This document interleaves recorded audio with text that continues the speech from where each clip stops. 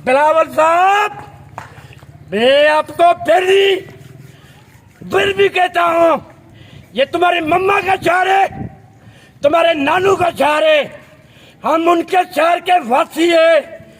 ऐसे करने हम भी नहीं देंगे। अगर आपने हमारा ऐलान नहीं किया, मैं रोडों पर निकलूंगा, रास्ते बंद करूंगा, आगे लगा देंगे बच्चों समेत। ये कोई तरीका हुआ क्या? इतनी ज्यादती हम बर्दाश्त नहीं कर सकते। मेरे बैतुल माल की क्या कंडीशन है, मेरे पसगर्दाई की क्या कंडीशन है, साइड में मेरी कच्ची आबादी की क्या पोजीशन है। हम मर गए हैं। ये जो कुछ कर रहे हैं, ये आग उगल रहे हैं, ये आग लगी हुई है। इतना हक हम रखते हैं।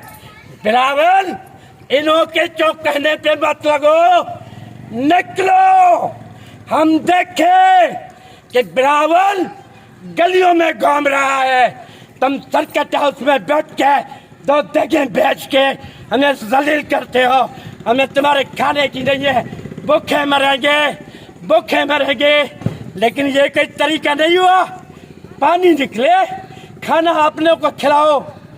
हम भूखे मरना जानते हैं, भूखे काटना भी जानते हैं। हम छोटे छोटे बंदे हैं, हम गरीब आदमी हैं, ऐसी बात नहीं है।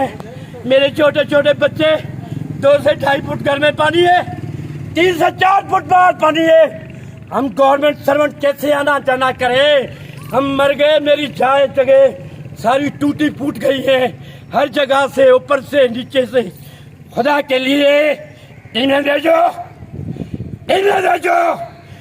इन्हें ना भेजने की सूरत में पूरी कॉलोनी गर्मा गर्मी में है। ऐसा ना हो कि तुम हमें सवाल तक नहीं सको। बिलावल साहब, हुक्म करो कमिश्नर को, हुक्म करो डीसी को। और मैं एक बात करूंगा, ये जो तुम्हारा मेट्रो है 10 फैजल पे तेल नहीं देता, खा जाते हैं सारे के सारे।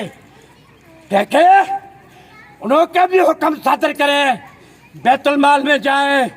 मैं बार बार आपको कहता हूं, ऐसा ना हो कि तुम्हारे गेटें बंद कर दें, तुम्हारे रास्ते बंद कर दें, आने जाने का रास्ता चिगम कर दे तेरा।